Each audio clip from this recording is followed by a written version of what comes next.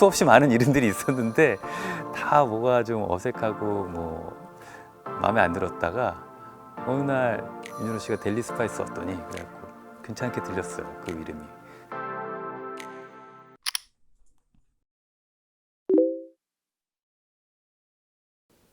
저는 이제 누가 예전부터 물어보면 저 어릴 때 그 백투더퓨처라는 영화를 되게 재밌게 봤어요.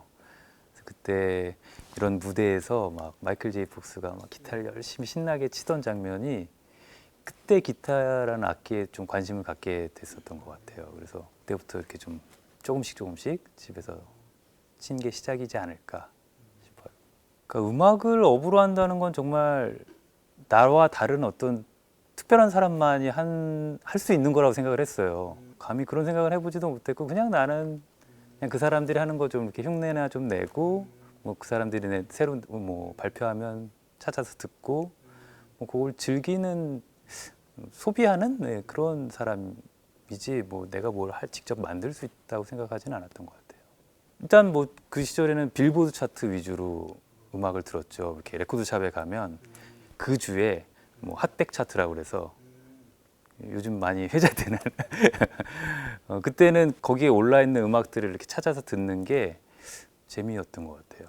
그러다가 그런 어떤 그 대중적인 팝 음악을 듣다가 좀 나이가 드니까 큰 애들은 뭐 그럼 여자애들이나 좋아하는 음악을 듣냐, 메탈을 들어야지. 그러면서 저도 집에서는 그 빌보드 음악을 듣다가도 이제 친구들 만나면 야 나도 뭐 메탈 좀 들었어 뭐 이러면서 그런 쪽에 좀 같이 어울리고 그랬던 것 같아요. 커가면서 가장 적극적인 활동은 그 앨범을 사러 가는 어떤 거였죠. 동네 레코드점도 가고 불행하게도 금지된 음반들이 많았어요. 그때는 특히나 헤비메탈은 이 가사 내용도 좀 과격한 것도 있고 뭐 앨범 표지도 좀뭐 외설적이다, 뭐 자극적이다 그래서 금지가 되거나 발매가 안 된 음반들이 많아서 그 당시에 이제 청계천에 가면 이제 백판을 파는 데가 있었어요. 해적판이죠. 그런 데 가서 이제 국내에 정식으로 구할 수 없었던 음반들을 찾아서 듣는 게 뭔가 내가 되게 나쁜 짓을 하는 건가? 라는 어떤 두근두근과 함께 그 음악을 이제 들었던 기억이 나네요.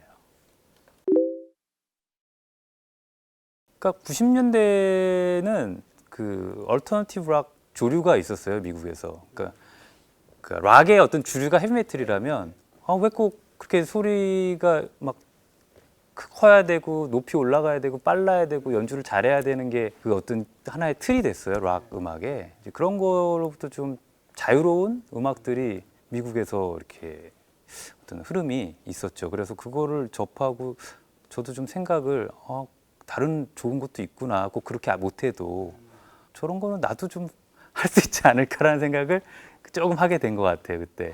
그래서 이제 그 하이텔에는 메탈동이라는 그런 모임이 있었고요. 그래서 거기에 이제 자주 들어가서 뭐 다른 사람이 올리는 글도 보고 뭐 새로운 음반에 대한 정보도 얻고 그 안에 또 이제 모던록 소모임이라는 게 또 있어서 거기에서 또 이렇게 찾아가다 보니까 나만 이런 걸 또 좋아하는 게 아니구나. 저는 되게 외로웠었거든요. 그런 음악을 들으면서 그런 걸 공유할 수 있는 사람이 아무도 없는 거예요. 그런데 거기에 가니까 나보다 더 외로움을 느꼈겠다 싶은 사람도 많이 있고 내가 모르는 음악을 이렇게 올려서 글로 리뷰해 주는 사람도 있었고 그런 것들을 보는 게 너무 재미있었어요.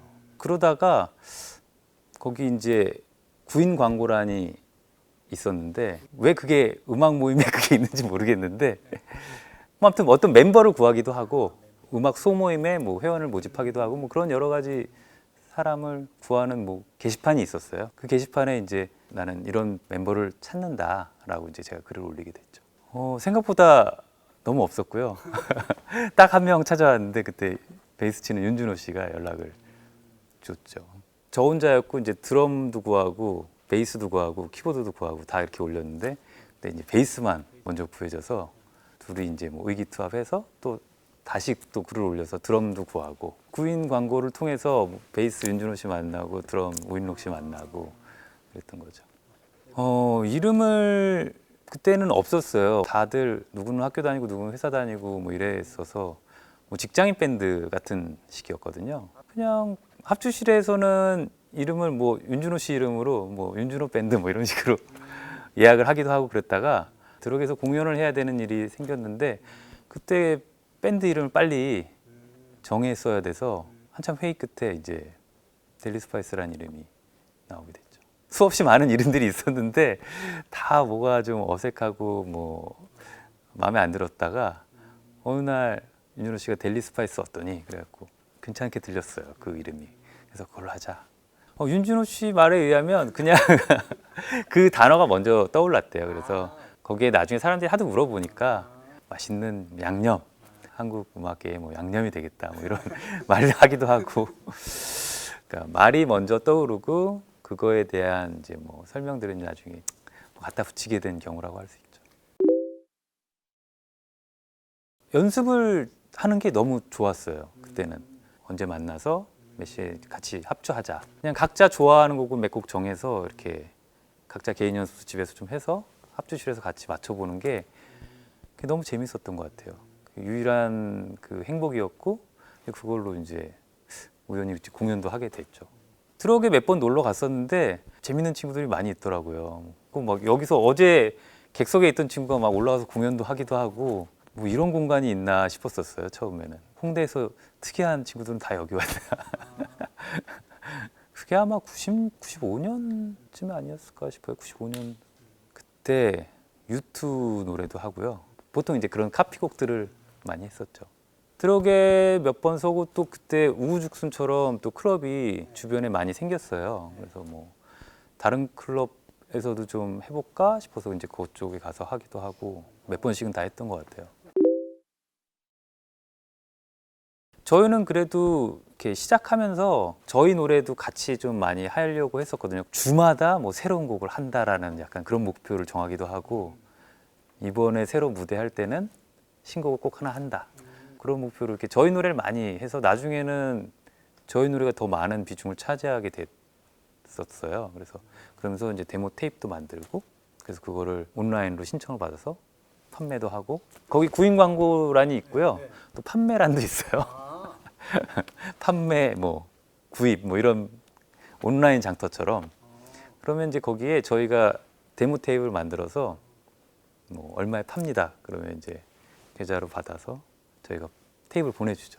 그냥 뭐 집에서 그 당시에 이제 더블 데크라고 있잖아요. 카세트 테이프 2개 들어가는 거.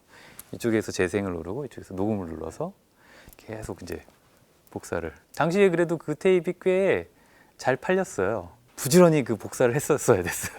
외국 잡지들, 뭐 음악 잡지들 보면 대부분 그런 스토리예요. 뭐 클럽에서 공연을 하고 데모 테이프를 어디 음반사에 보내서 그것이 픽업돼서 음반을 내게 되는. 그래서 이제 그거 그렇게 하는 줄 알았죠 다. 그래서 음반 데모 테이프도 만들어서 보내야 되고 공연도 좀 해야 되고 그러다가 나중에 이제 클럽에서 공연을 보셨던 이제 그 당시에 어떤 한 사장님이 저희를 픽업을 하시게 된